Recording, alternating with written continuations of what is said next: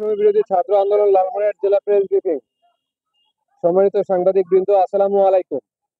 আপনারা অবগত আছেন, গত 5ই আগস্ট স্বৈরাচারী সরকারের পতনের পর থেকে লালমনিরহাট জেলার ফ্যাসিজমের সকল চিহ্ন মুছে ফেলা হয়। স্মৃতিসৌধ সংলগ্ন এই মুরাটি স্বাধীন বাংলাদেশের পূর্ণাঙ্গ ইতিহাস বহন করে না। প্রথম বাকশাল প্রতিষ্ঠাকারী স্বৈরাচার শেখ মুজিবুর রহমান অতিরঞ্জিত উপস্থাপন, ইতিহাস বিকৃতি ও ফ্যাসিস্টের ন্যারেটিভ প্রতিষ্ঠা করার কারণে এর আগেও 16ই ডিসেম্বর জেলা প্রশাসন উক্ত মুরাল ঢেকে অনুষ্ঠান পরিচালনা করেছে, কিন্তু এর আগে তা নিয়ে কোনো নিউজ করা হয়নি। বারবার একই ব্যক্তিকে হাইলাইট করা আসলে বাংলাদেশের জন্মের ইতিহাসে সকল স্টেক হোল্ডারদের এড়িয়ে যাওয়ার পায়তারা। তাই সরকারি প্রোগ্রামে উক্ত মুরালটি ঢেকে দেওয়া হয়েছে। প্রশাসনের পক্ষ থেকে 52, 71 সকল সত্য ইতিহাস অক্ষুণ্ণ রেখে কিছু অংশ ঢেকে দেওয়ার কথা বলা হয়েছে। সকল ইতিহাসকে বজায় রেখে অতিরঞ্জিত অংশ ঢাকার নির্দেশনা ছিল।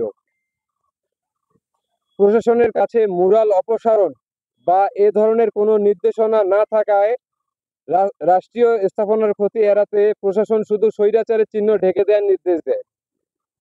এরপর ইভেন্ট ম্যানেজমেন্ট তা বাস্তবায়ন করতে গিয়ে সম্পূর্ণ দেয়াল ঢেকে দেয়, যা অনাকাঙ্ক্ষিত ঘটনা।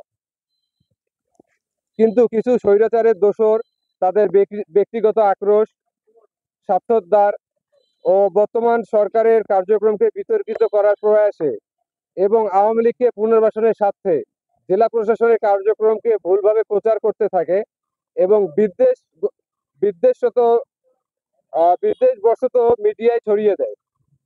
আমরা এ ধরনের সরকার বিদ্বেষী ষড়যন্ত্রমূলক পরিকল্পিত কার্যক্রমের তীব্র নিন্দা জানাই এবং সাংবাদিক ভাইদের অনুরোধ জানাই, ব্যক্তিগত আক্রোশ, ক্রোধের বিষয়কে কেন্দ্র করে কোনো মিডিয়ায় ভুলভাবে উপস্থাপন না করার জন্য। এবং এই মুরালটি ঢেকে দেয়া সম্পর্কে বৈষম্য বিরোধী ছাত্র আন্দোলন অবগত ছিল না ও জেলা প্রশাসনের কাছে এমন কোনো দাবিও উত্থাপন করা হয়নি। তবে স্বৈরাচারের সকল চিহ্ন ও মুরাল অপসারণ ছাত্র জনতার দাবি ও গণ আকাঙ্ক্ষা।